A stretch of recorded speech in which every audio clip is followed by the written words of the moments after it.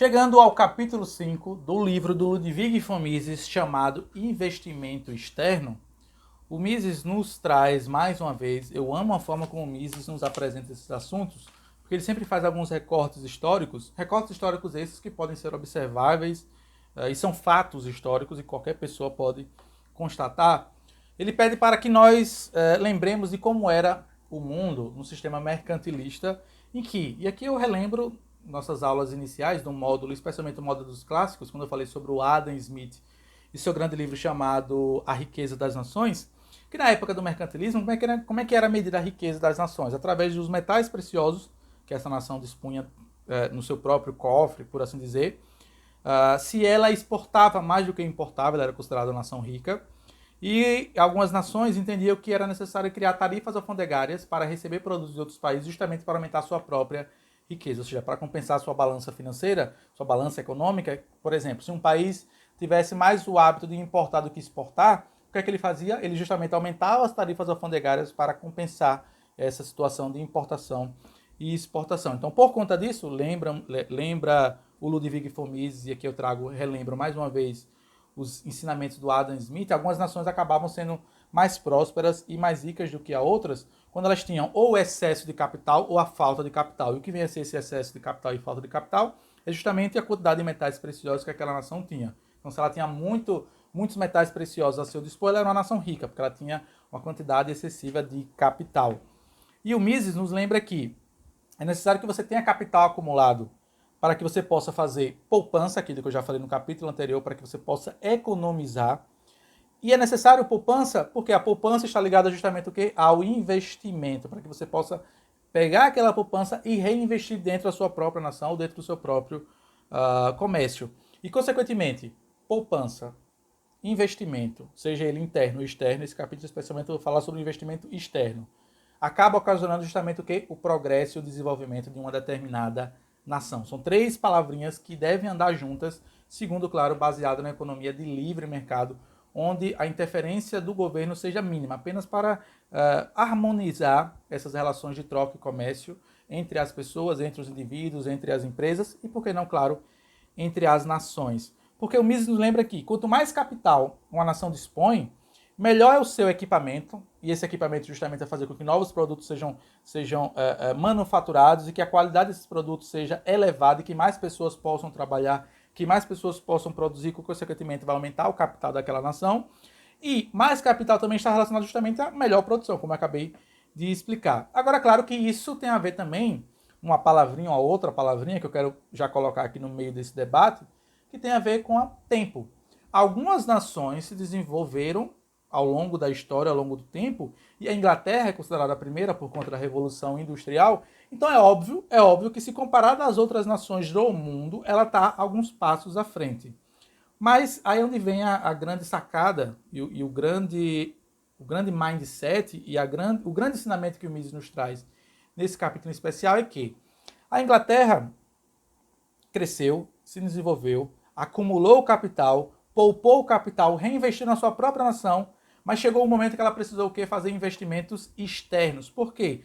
Porque ela não via mais necessidade de alguns produtos em específico de fazer investimento na sua própria nação. E por conta disso, que foi que a Inglaterra fez algumas décadas depois da Revolução Industrial, é que o Reino Unido acumulou riqueza e começou a investir em países pobres. Não apenas países pobres na Europa, como também do outro lado do mundo, do outro lado do continente. Todo mundo aqui há de saber a influência da economia britânica nos Estados Unidos, quando o governo britânico comprou dos Estados Unidos e financiou empresas ferroviárias, gás, luz. Tudo isso foi financiado nos Estados Unidos pelo Império Britânico.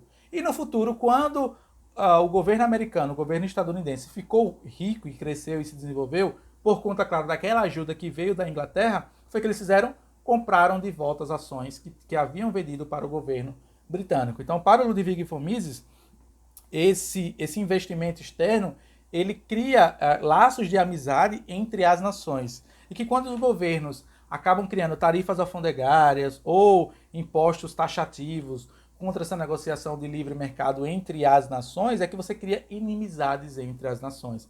Tarifas alfandegárias elevadas fazem com que um indivíduo que tem um capital alocado em um país não queira levar para outro país, porque ele sabe, eu vou levar meu dinheiro para lá para quê? Se eu vou ter esse dinheiro descontado, se o governo pode roubar de mim. É isso que o Mises vai falar especificamente nesse capítulo. Quais são os perigos também do investimento externo em outras nações, em outros países. Porque assim, é algo muito simples. Faz de conta que você tem R$ 1 milhão na sua conta. E você quer mudar de país. Não quero mais morar no Brasil, a violência no Brasil, enfim. Não importa o motivo.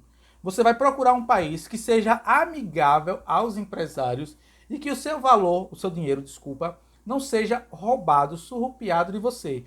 E que se por acaso você tiver com interesse e com desejo de investir naquela nação, que os seus empreendimentos, que sua fábrica, que seu comércio seja respeitado. Afinal de contas, por que eu vou levar meu dinheiro para um país que não valoriza o meu dinheiro e que pode acabar vir a tomar o dinheiro de mim? Não, eu vou para um país amigo, para um país que tenha menos impostos, para um país, por exemplo, que as tarifas alfandegárias sejam menores do que o país concorrente, para um país que respeite o empreendedorismo, para um país que respeite a abertura de negócios, para um país que defenda a economia de livre mercado, para que esse montante financeiro a qual eu acumulei durante anos no meu país de origem, no caso o Brasil, esse R$ 1 milhão, seja valorizado num país vizinho, ou seja valorizado num país a qual eu desejo ir. Então vocês percebem a contradição que o Mises nos apresenta aqui? Por que eu vou investir num país que não respeita os empresários, num país que não respeita leis trabalhistas ou um país que cria leis trabalhistas em excesso?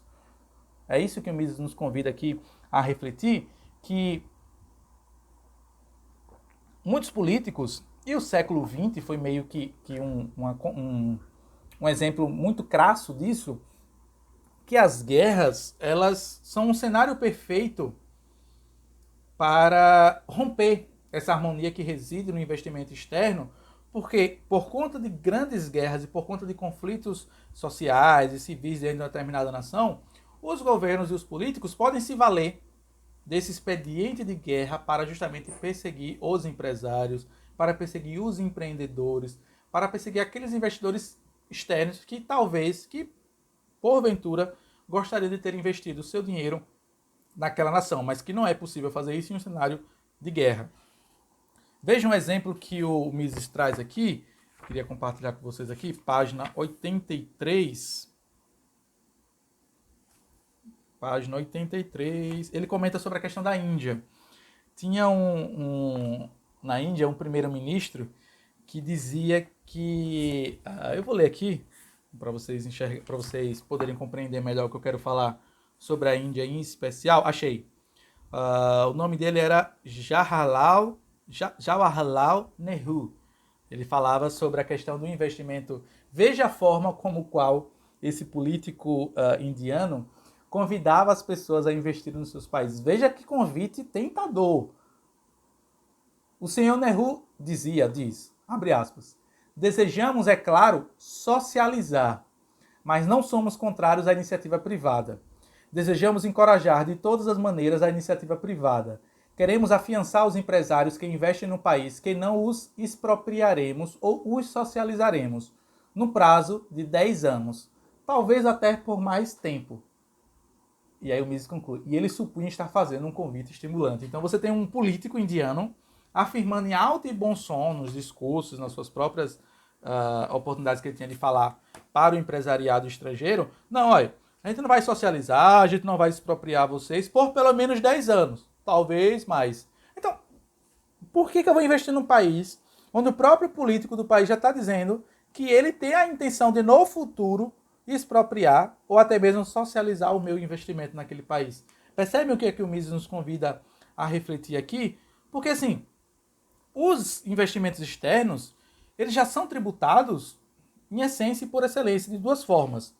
Quando você coloca o seu país em determinado país, ou você aloca o seu recurso, o seu montante financeiro em determinado país, você já tem, claro, que passar a enfrentar os impostos daquele país, e você pode ter que pagar, caso você tenha uma empresa, uma taxação sobre seus lucros e dividendos, o que, consequentemente, vai corroer, vai começar a diminuir o seu próprio montante financeiro que você tinha originalmente. Então, Ludwig von Mises comenta aqui, se o país não respeitar as regras financeiras, se não colocar a economia de livre mercado para atuar, para trabalhar naquela nação, Por qual motivo eu iria investir em um país? Por qual motivo eu iria levar o meu recurso, o meu montante financeiro para um país, para outro país, se eu não tenho segurança do próprio governo, que os meus comércios, que as minhas empresas, que as minhas fábricas, que eu, porventura, vier a abrir naquele país, não serão expropriadas, como diz aqui o político da Índia, Jawaharlal Nehru, ou serão socializadas. Lembremos que socialismo nada mais do que é expropriação da propriedade privada, a abolição do preço, a abolição do sistema financeiro, ou seja, o empresário que pegou seu dinheiro e levou para outro país vai perder praticamente tudo. Porque se você tributa em excesso, e o Mises nos relembra isso aqui, os cidadãos e, consequentemente, os empresários que venham porventura de outro país, você não cria progresso nenhum, pelo contrário, você caminha rumo à destruição da política financeira daquele país. O Mises nos atenta que, se um governo persegue os seus próprios cidadãos financeiramente, ele pode acabar ocasionando não só apenas a fuga de mentes, a fuga de investidores internos e, consequentemente, acaba por inibir esse investimento que vem de outras nações, de outros países. E aí, em certa medida, em contramedida, o país, ao invés de caminhar rumo ao progresso ocasionado pelo investimento externo, ele vai caminhar justamente ao regresso financeiro daquela determinada nação, região ou país. Aí o Mises nos pergunta, mas qual seria a possível solução para esse problema dos investimentos externos? E o próprio Mises nos traz algumas respostas, nos esclarece quais seriam a medida segundo o próprio para resolver esse problema. Estatutos internacionais, ele faz uma crítica ferrenha à ONU, já naquela época, estamos falando 1958, o Mises já criticava a ONU porque ela era muito mais burocrática e querer se envolver nas relações pessoais entre as nações, nas relações comerciais entre as nações, e o Mises pensava que não fazia sentido ter um órgão globalista que controlasse essas relações entre as nações, sendo que essas relações deveriam ser mediadas justamente pelas nações, e não por um órgão burocrático ou por um órgão estatutário. Então ele comenta aqui, estatutos internacionais que privilegiassem o livre mercado, o capitalismo que ele fala aqui, lembremos lá no nosso primeiro capítulo, que é você poder produzir algo para as pessoas, vender para as pessoas de livre e espontânea vontade, no menor tempo possível e por uma qualidade melhor que aquela pessoa acredite que ela deseja naquele momento. E claro, valorização da mão de obra interna, ou seja, e aí é muito curioso porque muitas pessoas falam, Léo, mas os Estados Unidos é um exemplo de nação livre onde milhões de brasileiros, onde milhares de brasileiros arriscam a vida para adentrar nos Estados Unidos da América, que tem uma legislação trabalhista quase nula, mas a hora de trabalho lá é muito, muito maior do que a nossa aqui no Brasil e as pessoas sacrificam a vida para irem para os Estados Unidos, coisa que ao contrário não acontece. O Mises não é contra não, a imigração não. Agora o Mises comenta o seguinte, e eu tendo a acreditar que ele está 100% certo nesse sentido, porque eu já tive a oportunidade de conversar com pessoas que foram para outros países e elas falam isso, Léo, eu vou para outro país porque o meu país não me dá condição. Mas se o país a qual eu nasci, a qual eu cresci, a qual eu criei laços familiares e de amizade, me dessem condições de segurança, de saúde, de empreendimento, menos impostos, menos tributos, menos inflação, por qual motivo eu precisaria sair do meu país se meu país já me oferece tudo? A lógica é muito simples. Você dificilmente encontra alguém saindo dos Estados Unidos, ou quase nunca, para procurar emprego em Cuba. Você nunca encontrou uma pessoa que saiu dos Estados Unidos voluntariamente para procurar emprego na Venezuela, na China, na Coreia do Norte. Agora, o contrário acontece em demasia. Porque justamente esses países, no caso aqui, vou citar aqui os Estados Unidos, eles têm a economia de livre mercado em certa medida, eles são a favor do capitalismo, eles valorizam a mão de obra interna, e por conta disso é claro que muitas pessoas do mundo inteiro vão até os Estados Unidos para trabalharem lá. Então o Mises comenta aqui, devemos valorizar a mão de obra do nosso país para que não seja necessário exportarmos trabalhadores de outras nações. Que isso só acontece porque justamente aquela nação desvaloriza a mão de obra interna do seu próprio país. No Brasil é um exemplo muito clássico disso. O Brasil tem muitas pessoas que se formam na faculdade, na academia, concluem seu doutorado e automaticamente já vão embora do nosso país, porque justamente o nosso país não valoriza essas pessoas com por exemplo, uma massa intelectual elevada ou que possam vir a produzir no meio científico aqui mesmo no nosso país. E essas pessoas são meio que compradas por outras nações. Então, assim, em resumo, o que o Mises nos lembra aqui nesse capítulo 5? Que a liberdade econômica ela gera capital, que esse capital gera poupança e acaba gerando investimento, não apenas interno como investimento externo, que um sistema econômico saudável é aquele sistema econômico que não esteja na mão do governo, é óbvio, e que você seguindo esses dois primeiros passos, liberdade, economia de mercado e a não interferência do governo, você vai começar a industrializar aquela nação e, consequentemente, você vai caminhar rumo ao desenvolvimento. Por exemplo, no Brasil é justamente o contrário. No Brasil nós temos uma política protecionista que durou durante muitos anos e, infelizmente, até hoje perdura. Por exemplo, no tocante à tecnologia, o Mises bate muito nessa questão protecionista porque são justamente políticas intervencionistas do governo para proteger a economia de uma nação e acaba justamente ocasionando um problema ainda maior. Por que tecnologicamente falando, o nosso país é muito atrasado?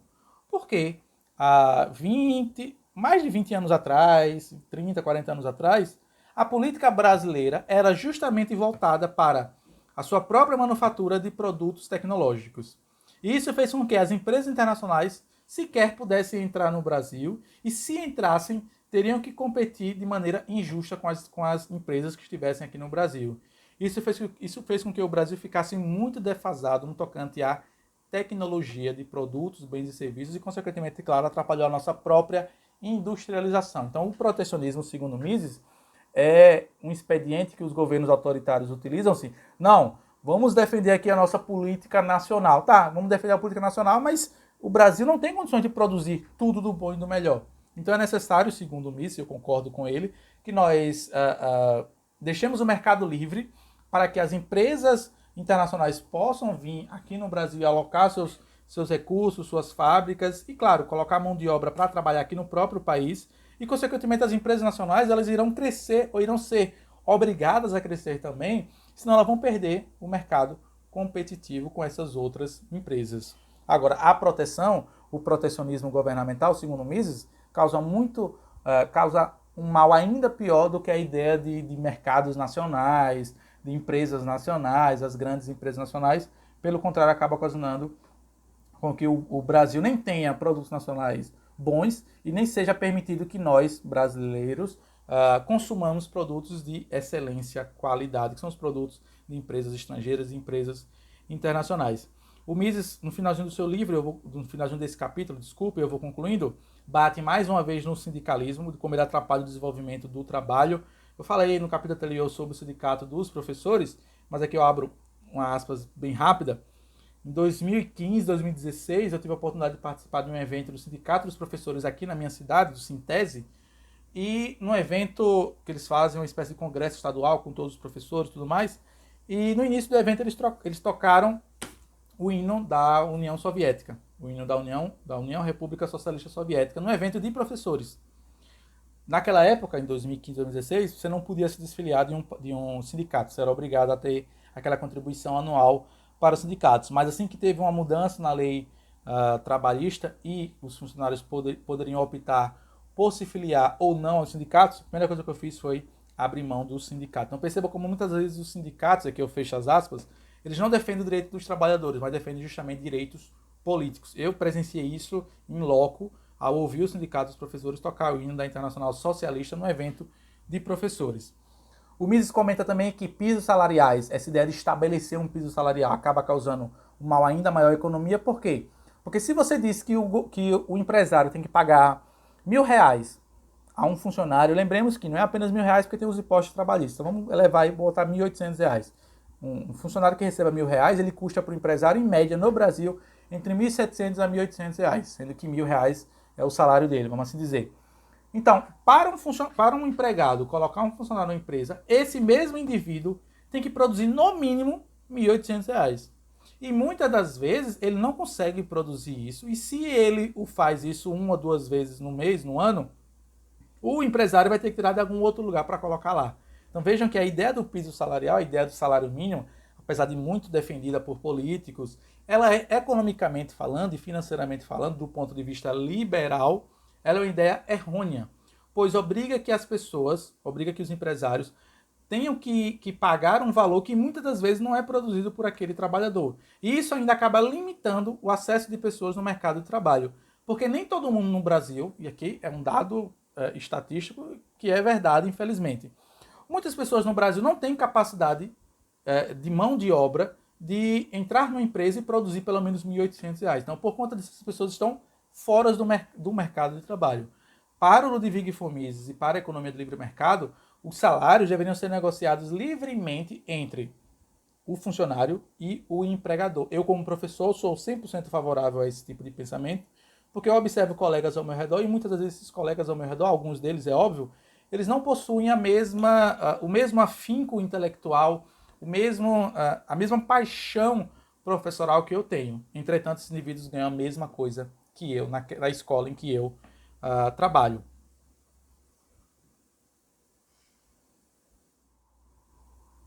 Isso pode parecer absurdo o que eu falei, mas você pode observar que o fato histórico, quando você observa o mundo, apenas comprova que o Mises fala e o que eu estou falando aqui. Os Estados Unidos é uma das nações que menos possuem regras trabalhistas, onde a negociação entre funcionário e empregado, entre funcionário e chefe, desculpa, ela é muito mais livre do que, por exemplo, no Brasil, e, consequentemente, milhões e milhões de pessoas de todo o mundo se esforçam para ir para os Estados Unidos para trabalharem lá, para serem empregadas lá. Isso apenas comprova o fato de que Mises está falando de como sindicatos atrapalham a economia, pisos salariais atrapalham a economia, uma política intervencionista atrapalha a economia, uma política inflacionária acaba por atrapalhar a economia. Então vejam que tudo isso que Mises já falava em 1958, nós podemos ver hoje na prática. Então vejam a sagacidade e a perspicácia do Ludwig von Mises em suas críticas acerca dos sindicatos, acerca das políticas inflacionárias, acerca das políticas intervencionistas. Porque barreiras migratórias, segundo Mises nos lembra, e eu concluo aqui esse nosso quinto e penúltimo capítulo, elas só são necessárias, segundo Mises, justamente porque essas nações, as nações mais prósperas, elas têm que, de certa forma, limitar o acesso às pessoas, porque senão vai virar uma bagunça, vai virar uma confusão. Mas o Mises defende o quê? Que as próprias nações invistam nos seus próprios trabalhadores, desenvolvam, apoiem e incentivem o investimento externo de outras nações, fazendo o quê? Abrindo o mercado, não falando, por exemplo, que vai socializar ou até mesmo expropriar a propriedade privada dos empresários, consequentemente vai trazer um investimento externo de outras nações, e as pessoas não precisarão migrar para outros países, pois elas terão as mesmas condições de trabalho, de lucro, de aferir capital, de recebimento de salário na sua própria nação, e não será necessário que essa pessoa vá para outro país. Bom, finalizo aqui com vocês, na página 89, que o Mises ele era um economista muito pé no chão, como todo economista liberal, como todo pensador liberal em essência. Vejam o que ele falava sobre essa questão de medidas governamentais para resolver o problema da economia. Ele falava sobre a questão da elevação do padrão de vida, porque segundo Mises, se um país adotasse essas medidas a qual ele defende, o país iria caminhar consequentemente para elevar o seu padrão de vida. E ele continua: não há atalhos para o paraíso terrestre. Leva tempo, é necessário trabalhar. No entanto, não será preciso tanto tempo quanto muitos imaginam. A equiparação virá finalmente. No centro da Europa existe um pequeno país, a Suíça, muito pouco aquinhoado pela natureza, não tem minas de carvão, não tem minérios, muito poucos recursos naturais. Mas ao longo de séculos seu povo praticou uma política capitalista e erigiu o mais elevado padrão de vida da Europa continental. Esse país situa-se agora entre os mais destacados centros de civilização do mundo. Não vejo por que um país como a Argentina, muito maior que a Suíça, tanto em população quanto em extensão territorial, não poderia alcançar o mesmo elevado padrão de vida, ao cabo de alguns anos, de boas políticas.